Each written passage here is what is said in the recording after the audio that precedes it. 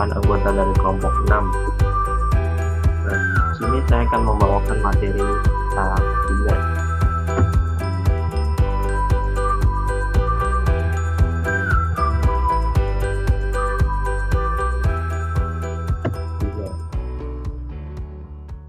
Yang pertama, topik pembahasan. Di sini ada 7 topik pembahasan ya. Pertama itu ada definisi permintaan, yang kedua hukum permintaan, yang ketiga tabel permintaan, yang keempat penggambarannya dalam kurva, yang kelima faktor yang mempengaruhi permintaan, yang keenam pergerakan dalam kurva permintaan, yang ketujuh itu pergeseran kurva permintaan. Kita masuk materi yang pertama.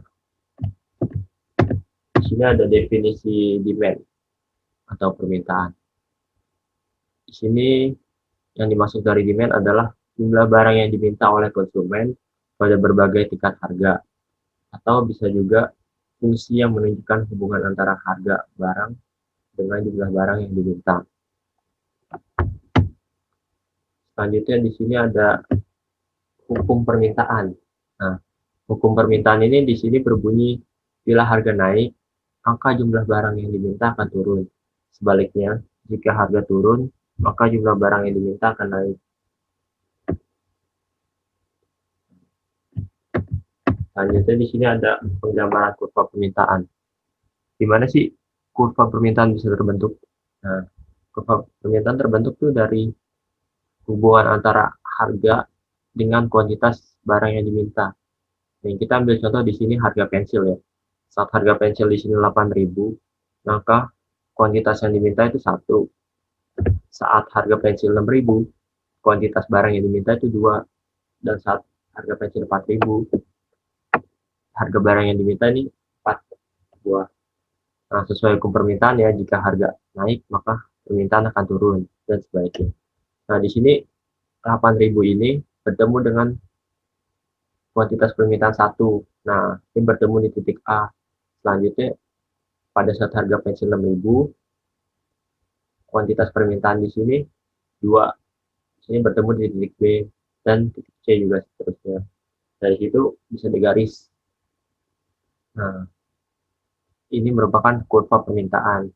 Kurva permintaan ini berbentuk downward sloping ya, atau kurva yang bergradian negatif. Bentuknya itu turun dari kiri atas ke kanan bawah. Oke. Selanjutnya di sini ada faktor yang mempengaruhi permintaan. Ada banyak ya faktor yang mempengaruhi permintaan. Salah satunya adalah harga barang itu sendiri, harga barang lain, baik itu substitusinya atau komplementer. Terus ketiga, pendapatan konsumen. Keempat, ekspektasi di masa depan. Yang kelima, jumlah penduduk. Yang keenam, selera masyarakat. Nah, yang pertama ini pergerakan sepanjang kurva permintaan. Nah, ini tuh merupakan pergerakan titik demand di sepanjang garis kurva permintaan yang disebabkan oleh harga barang itu sendiri. Jadi itu faktor penyebabnya itu hanya satu, yaitu harga barang itu sendiri. Nah, contohnya di sini ya. Jika harga naik pada titik kurva permintaan, maka titik itu akan bergerak ke kiri atas. Nah, ini misalnya harga naik nih dari 6.000 ke 8.000, maka itu kurva permintaan akan bergerak dari D ke titik D1. Dan jika harga turun, maka akan bergerak dari titik D ke titik D2. Nah, setelah pergerakan kurva permintaan, ini ada pergeseran. Pergeseran kurva permintaan itu merupakan pergeseran kurva yang disebabkan oleh adanya perubahan faktor selain harga. Nah, faktornya itu ada banyak ya.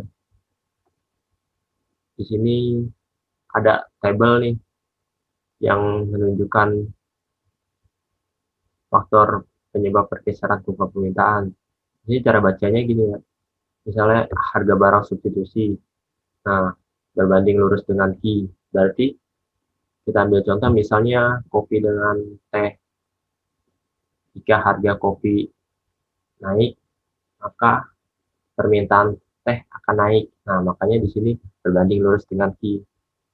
Kalau harga komplementer itu misalnya kopi dengan gula, misalnya harga gula naik, maka permintaan kopi akan turun. Nah, maka di sini berbanding terbalik dengan Q.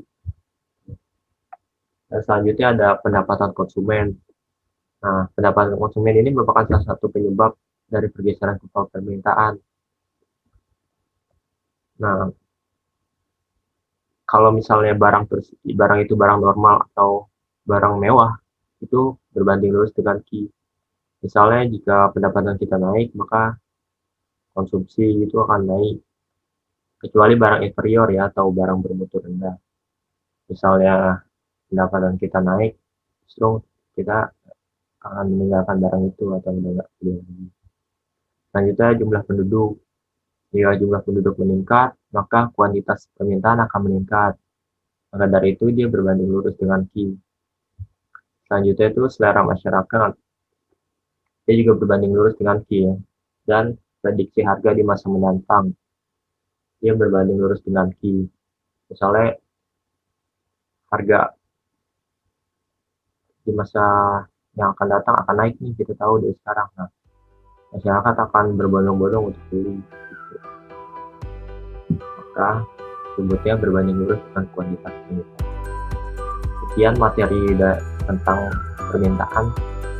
Untuk materi selanjutnya tentang supply dan performance policy akan dibawakan oleh teman kelompok saya.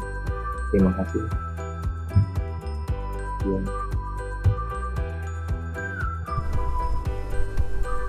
Assalamualaikum warahmatullahi wabarakatuh.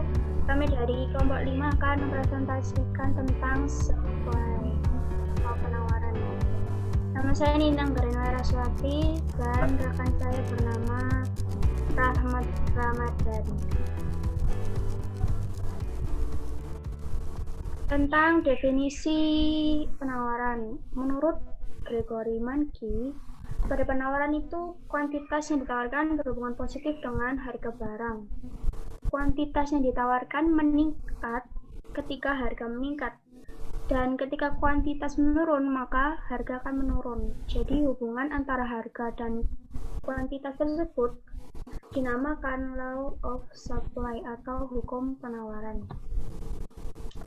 Definisi penawaran menurut T. Gillarzo, yaitu penawaran adalah jumlah dari barang tertentu yang akan dijual dengan berbagai kemungkinan harga dalam jangka waktu ceteris dan paribus, sehingga dapat dikatakan penawaran itu mengerucut pada hubungan fungsional antara jumlah barang yang dijual dengan harga persatuan.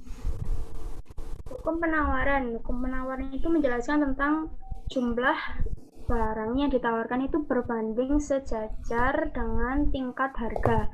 Artinya jika harga barang naik, maka jumlah barang dan jasa yang ditawarkan akan naik. Begitupun juga sebaliknya, jika harga barang turun, maka jumlah barang dan jasa yang ditawarkan akan turun juga. Berikut faktor yang mempengaruhi penawaran. Yang pertama adalah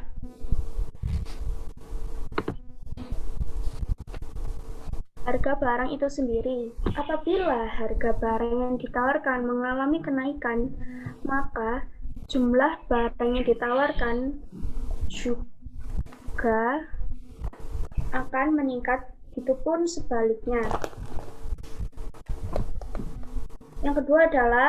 Faktor yang kedua adalah harga barang lain yang sejenis. Dalam masyarakat terdapat persaingan antar barang yang sejenis atau barang pengganti, yaitu antar satu produk dengan produk lain dalam memenuhi kebutuhan, yang nanti akan berdampak pada persaingan dalam penawaran suatu barang. Sebagai contoh,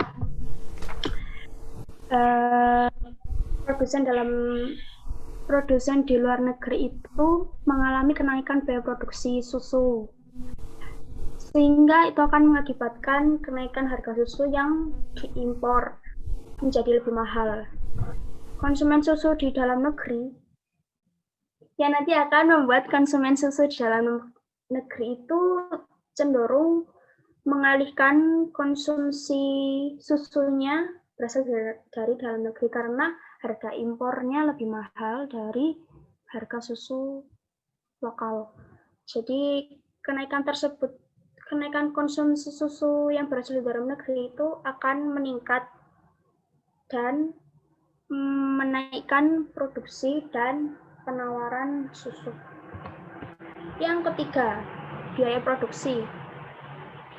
Biaya produksi adalah biaya yang digunakan dalam proses produksi seperti biaya untuk membeli bahan baku, biaya untuk gaji pegawai, dan sebagainya. Apabila biaya produksi meningkat, maka harga barang yang diproduksi akan tinggi dan produsen akan mengeluarkan barang produksinya dalam jumlah yang sedikit.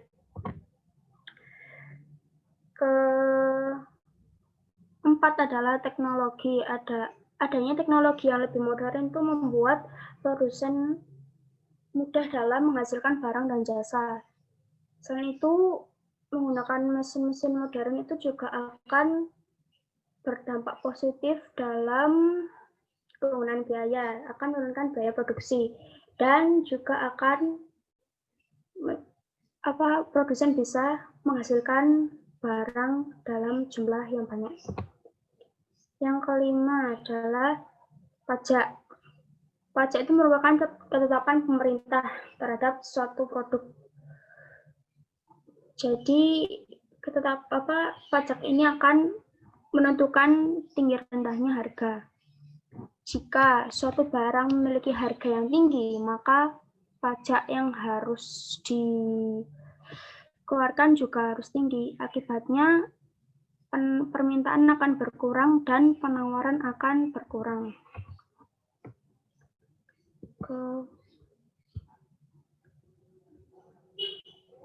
Keenam, perkiraan harga pada masa depan.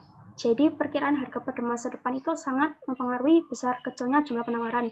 Jika perusahaan memperkirakan harga barang dan jasa naik, sedangkan penghasilan masyarakat tetap, maka perusahaan akan menurunkan jumlah barang dan jasa yang ditawarkan. Contohnya dalam krisis ekonomi.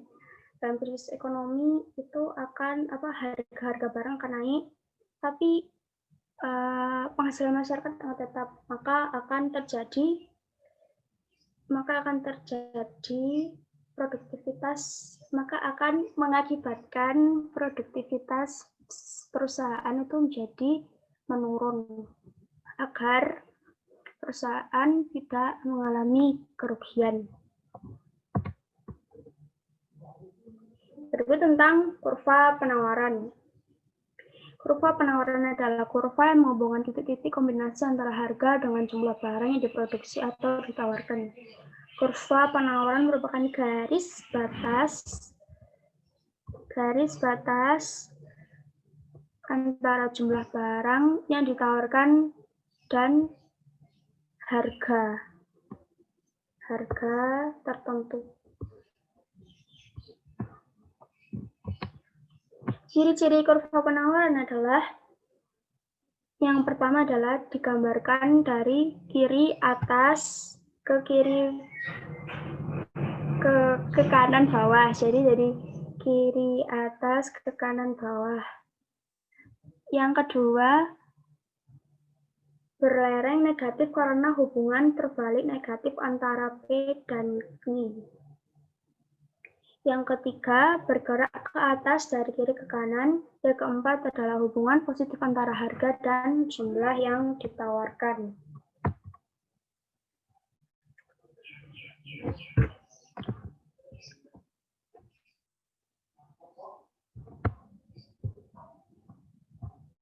Pergerakan kurva penawaran.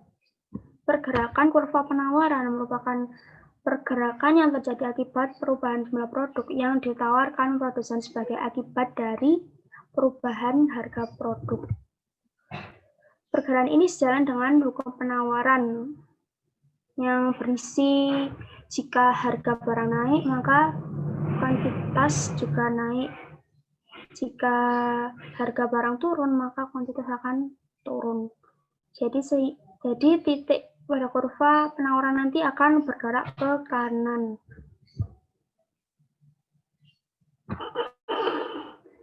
Yes. Selanjutnya akan dipresentasikan oleh rekan saya bernama Rahmat.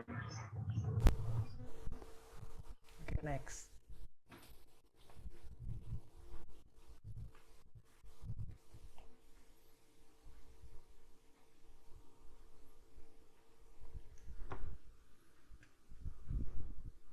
Ayo di next. Nah, selanjutnya pergeseran kurva penawaran. Kurva penawaran bisa mengalami pergeseran ke kanan maupun ke kiri. Hal ini terjadi karena berubahnya jumlah produk yang ditawarkan produsen sebagai akibat dari berbagai faktor, diantaranya adalah harga input, teknologi harapan atau ekspektasi, dan juga dalam jumlah penjual. Selanjutnya, sebagai contoh soal sini ada saat harga suatu barang Rp7.000, penawaran yang dilakukan sebesar 5.000 unit. Lalu ketika saat harga barang itu Rp14.000, maka penawaran naik menjadi 6.000 per unit. Maka tentukan fungsi penawarannya. Nah, sini jawabannya menggunakan rumus P min P1 per P2 min P1 sama dengan Q min Q1 per Q2 min Q1. Setelah dimasukkan ke rumus, maka ditentukan P min 7.000 per 14.000 min 7.000 sama dengan Q min 5.000 per 6.000 dikurang 5.000. Maka didapatkan hasilnya sebagai berikut. P min 7.000 per 7.000 sama dengan Q min 5.000 per 1.000. Setelah dikali silang, maka didapatkan P min 7.000 dikali dengan 1.000 sama dengan Q min 5.000 dikali 7.000. Setelah dipindah ruas, maka dihasilkan 1.000 P min 7 juta sama dengan 7.000 Q min 35 juta. Terus Q-nya dipindah ruas, 7.000 Q min sama dengan 1.000 P min 7 juta ditambah 35 juta. Maka 7.000 Q sama dengan 1.000 P ditambah 28 juta. Lalu ruas kanannya dibagi dengan 7.000, maka dihasilkan Q kuantitas supply-nya 0,14 P ditambah 4.000. Next. Selanjutnya kita akan membahas mengenai elastisitas penawaran. Apa sih elastisitas penawaran itu? Elastisitas penawaran menjelaskan mengenai suatu ukuran nilai responsif suatu penawaran sebagai akibat dari perubahan harga. Secara umum, elastisitas penawaran mempunyai formula, yaitu persentase perubahan jumlah barang yang ditawarkan dibagi dengan persentase perubahan harga. Selanjutnya ini ada inelastisitas sempurna atau tidak elastis sempurna. Penawaran yang bersifat tidak elastis sempurna terjadi apabila penjual sama sekali tidak menambah penawarannya meskipun permintaan bertambah. Contoh yang mendekati yaitu luas tanah, karena jumlah tanah yang tersedia di bumi tidak bertambah. Atau ada juga contoh lain, misalnya mobil-mobil yang limited edition. Nah, misalkan ada mobil yang cuma diproduksi 100 unit, atau misalkan ada mobil yang diproduksi cuma 10 unit di dunia ini, itu kan kuantitinya nggak mungkin bertambah, tapi peminatnya, karena semakin sedikit barang yang ditawarkan, maka peminatnya akan bertambah dan juga harga jual suatu barangnya akan bertambah. Next. Ada selanjutnya elastisitas sempurna. Bentuk kurva dari elastisitas sempurna adalah sejajar dengan sumbu horizontal. Sebagai contoh, bahan bakar, bensin, dan listrik. Sini digambarkan ketika harganya normal atau tetap, maka supply atau penawarannya bisa berubah bertambah atau berkurang. Misalkan harga bahan minyak bumi di dunia naik, otomatis harga bahan bakar minyak di Indonesia juga naik. Tapi kalau misalkan bahan bakarnya naik, maka faktor-faktor lain atau kayak misalkan harga bahan pokok bakalan naik, terus harga-harga barang lain, klaster-klaster lain juga akan naik dari bahan bakar misalkan yang disebabkan oleh bahan bakar bensin gitu. Jadi pemerintah mensiasatinya dengan cara subsidi supaya harga bahan bakar atau listrik itu harganya tetap stabil, kurang lebih kayak gitu. Lanjut. Selanjutnya ada elastisitas uniter. Elastisitas penawaran yang lain ini adalah elastisitas penawaran yang bersifat uniter. Cirinya adalah kurva penawaran tersebut dimulai dari titik 0, lalu penawaran elastisitas uniter pada sebagian barang kebutuhan sekunder seperti barang elektronik VCD player dan DVD player. Ini juga sesuai kayak elektronik lain, misalkan laptop atau komputer, itu kayaknya sih berpengaruh di elastisitas uniter. Jadi kita itu membeli sesuai dengan apa yang kita butuhkan. Kalau misalnya kita butuh laptop yang bagus buat ngedit atau buat video, kita butuh laptop yang harganya juga tinggi. Kurang lebih sih kayak gitu kalau misalkan elastisitas uniter. Next. Selanjutnya ada inelastisitas. Elastisitas yang bersifat tidak elastis terjadi apabila perubahan harga hanya menimbulkan perubahan penawaran yang relatif kecil. Bentuk kurva penawaran yang bersifat tidak elastis biasanya lerengnya bersifat curam atau cenderung mengarah sejajar dengan sumbu vertikal. Sebagai contoh ada kebutuhan pokok seperti beras. Nah, misalnya harga beras naik atau misalkan harga beras turun. Kita kan nggak mungkin mengkonsumsi beras sebanyak-banyaknya, makanya bentuk kurvanya seperti ini. Karena kalau misalkan harga beras naik, kita konsumsi beras ya makan 3 kali sehari, tetap aja nggak bakalan berubah. Kalau misalkan harga beras turun pun, kita konsumsinya juga tetap 3 kali sehari. Kurang lebih kayak gitu contohnya. Next. Selanjutnya elastis. Penawaran elastis ini terjadi apabila perubahan harga mengakibatkan terjadinya perubahan penawaran yang relatif besar. Bentuk kurva ini biasanya relatif datar atau cenderung sejajar dengan sumbu horizontal. Sebagai contoh ada sabun, pasta gigi, sampo, sendok, gelas, dan lain sebagainya. Kenapa kurvanya cenderung hampir horizontal? Karena kalau misalkan kurvanya itu vertikal nih, misalkan dia mau harganya tinggi nih, otomatis dia akan kalah saing dengan produk-produk lainnya. Kalau misalkan kita jualan sabun nih, sabun kan itu kan pesaingnya banyak banget. Kalau misalkan dia kurvanya mau di horizontalin, otomatis harganya dia naik, kalah saing sama produk-produk lainnya. Gitu juga kayak sampo, pasta gigi, dan lain-lain. Gitu. Karena dia elastis penawarannya. Lanjut. Ini ada contoh soal mengenai elastisitas penawaran. Sebagai contoh, Q1 50. Ketika harga 10.000, maka elastisitas kuantiti penawarannya 50. Ketika harga 5.000, maka penawarannya 100. Menggunakan rumus elastisitas sama dengan sigma Q per sigma P dikali dengan P per Q. Terus dimasukin ke rumusnya, sama dengan 50 itu sigma Q, 100 dikurang 50 per 5.000 itu dari 10.000 dikurang 5.000. Terus dikali dengan P per Q, P-nya 10.000, Q-nya 5.000. Q1-nya 5.000, P1-nya 10.000. Lalu dikalikan silang, kayak gini sebenarnya bisa lebih gampang nih. Gimana nih? Draw. Dicoret, dicoret, dicoret, dicoret. 10 per 5. 2 gitu. Oke, selanjutnya udah habis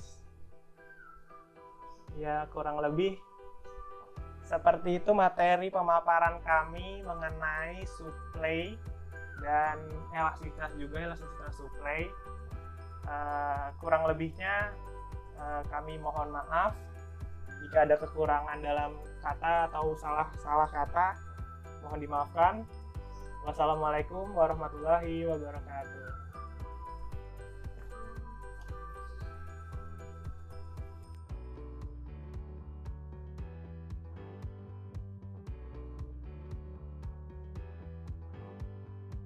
Saya Rahmadaniati dari kelompok 6 akan menjelaskan tentang government policies atau kebijakan pemerintah. Pajak. Pajak adalah instrumen kebijakan yang penting dan bersifat memaksa yang dapat mempengaruhi hidup kita dalam banyak hal. Nah, mengapa pajak merupakan kebijakan yang penting dan bersifat memaksa? Karena pajak berkontribusi besar terhadap pemerintah, yaitu untuk menambah pendapatan belanja. Nah, uang tersebut akan digunakan untuk pembangunan jalan, pembangunan sekolah, atau lain-lain yang ditujukan untuk kepentingan masyarakat juga. Kemudian, bagaimana pajak terhadap pembeli memengaruhi hasil akhir pasar? Nah, langsung ke contoh soalnya. Pemerintah lokal menerapkan peraturan yang mewajibkan pembeli es krim membayar sebesar $0,50 untuk setiap batang es krim yang dibeli kepada pemerintah. Bagaimana peraturan ini memengaruhi pembeli dan penjual es krim? Nah, kita dapat mengetahuinya dengan melakukan 3 langkah. Yang pertama, melihat apakah peraturan memengaruhi kurva penawaran dan permintaan. Nah, di sini kan yang dikenakan pajak pembeli, maka yang bergeser atau yang terpengaruh hanyalah kurva permintaan saja. Kemudian yang kedua, melihat ke arah mana kurva bergeser. Nah, karena barang tadi es krim ya, nah itu kan dikenakan pajak, otomatis permintaannya berkurang. Maka kurva permintaan bergeser ke kiri atau turun. Ini bisa kita lihat di kurva. Kemudian yang ketiga, mengkaji bagaimana pergeseran akan memengaruhi titik keseimbangan. Nah, dari sini kita bisa melihat dan membandingkan dari titik keseimbangan awal dengan titik keseimbangan yang baru. Nah, dari sini harga keseimbangan turun menjadi $2,80. Kemudian jumlah keseimbangan juga turun dari 100 menjadi 90. Nah, kesimpulannya, pajak mengurangi aktivitas pasar. Mengapa demikian? Karena jika suatu barang dikenakan pajak, nah permintaannya kan otomatis berkurang. Maka dari itu aktivitas pasar juga berkurang. Kemudian yang kedua, pembeli dan penjual membagi beban pajak. Nah, kita kembali ke kurva yang tadi ya. Nah, mereka saling berbagi yaitu dengan awalnya kan harga tanpa pajak $3. Kemudian karena ada pajak dinaikkan menjadi $3,30. Nah, kemudian kan lebihnya $0,30. Itu yang dikontribusikan kepada pajak oleh pembeli. Kemudian kan penjual dapatnya $3. Kemudian itu dikurangkan $0,20 untuk dikontribusikan ke pajak, sehingga penjual hanya mendapat $2,80. Nah, jadi pajaknya $0,50 terpenuhi dan dibayarkan kepada pemerintah. Kemudian, bagaimana pajak terhadap penjual memengaruhi hasil akhir pasar? Nah, langsung saja ke contoh soalnya. Sama, pemerintah lokal menerapkan peraturan yang mewajibkan penjual es krim membayar sebesar $0,50 untuk setiap batang es krim yang dijual kepada pemerintah. Nah, apa akibat dari peraturan ini? Sama seperti tadi, kita dapat mengetahuinya dengan melakukan 3 langkah. Yang pertama, melihat apakah peraturan memengaruhi kurva penawaran dan permintaan. Nah, di sini kan yang dikenakan pajak penjualnya. maka permintaannya tetap, tapi penawarannya yang berubah atau terpengaruh. Yang kedua, melihat ke arah mana kurva bergeser. Nah, dari sini kurva penawarannya bergeser ke atas. Kemudian yang ketiga, mengkaji bagaimana pergeseran akan mempengaruhi titik keseimbangan. Nah, di sini dari keseimbangan awal, kan harga awalnya $3, kemudian jumlahnya 100. Nah, ini berubah menjadi harga keseimbangannya menjadi $3,30 dan jumlah keseimbangannya menjadi 90.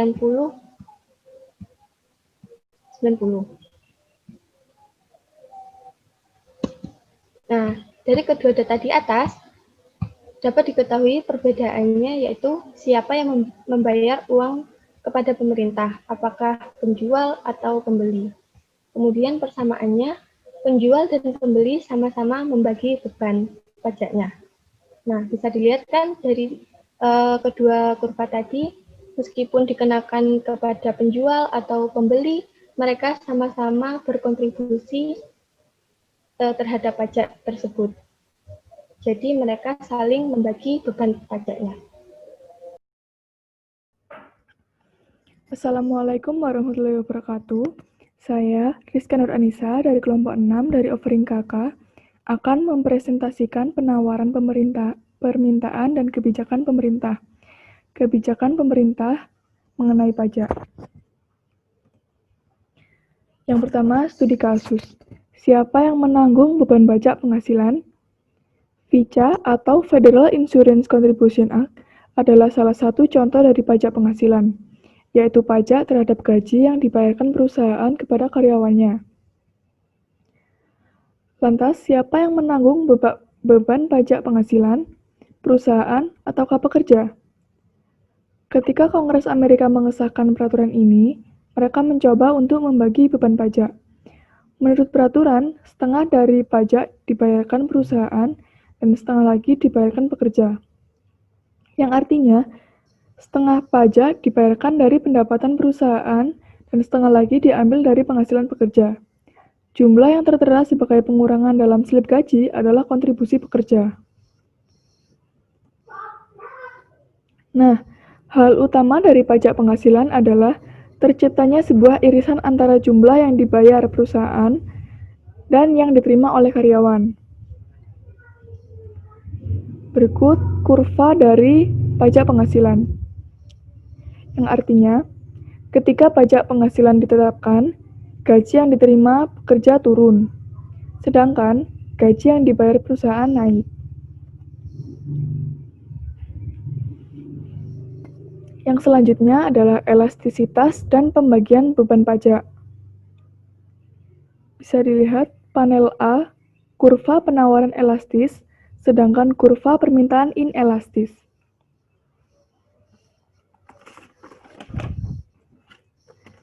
Yang artinya dalam hal ini, harga yang diterima perusahaan turun sedikit, sedangkan harga yang dibayar pembeli naik cukup besar. Artinya adalah pembeli menanggung sebagian beban pajak. Yang kedua ada panel B, kurva penawaran inelastis sedangkan kurva permintaan elastis. Dalam hal ini, harga yang diterima penjual turun cukup besar, sedangkan harga yang dibayarkan pembeli naik hanya sedikit, yang artinya adalah penjual menanggung sebagian besar beban pajak.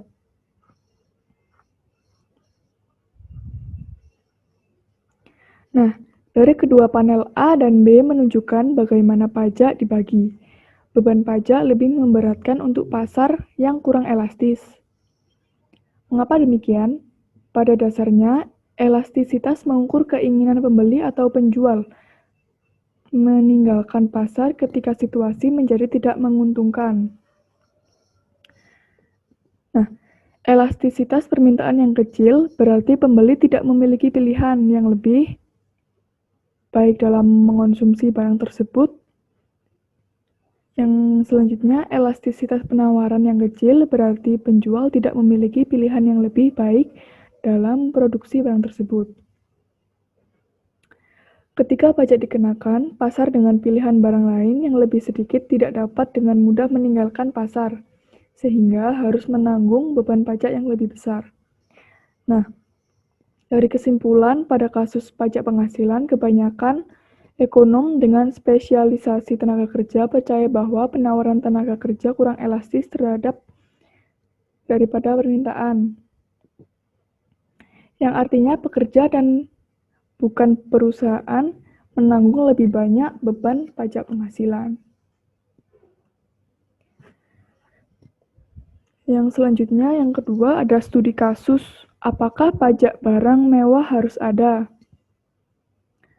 Kongres Amerika pada tahun 1990 mengesahkan pajak untuk barang mewah seperti kapal pesiar, perhiasan, dan serta mobil mahal. Tujuannya untuk meningkatkan penerimaan negara dari mereka yang lebih mampu membayar. Namun, ketika kekuatan penawaran dan permintaan bekerja hasilnya tidak sama dengan apa yang diinginkan dalam Kongres, para produsen barang mewah membuat wakilnya ke Kongres memahami kesulitan yang mereka alami, dan Kongres akhirnya dicabut hampir semua pajak barang mewah pada tahun 1993. Terima kasih. Assalamualaikum warahmatullahi wabarakatuh.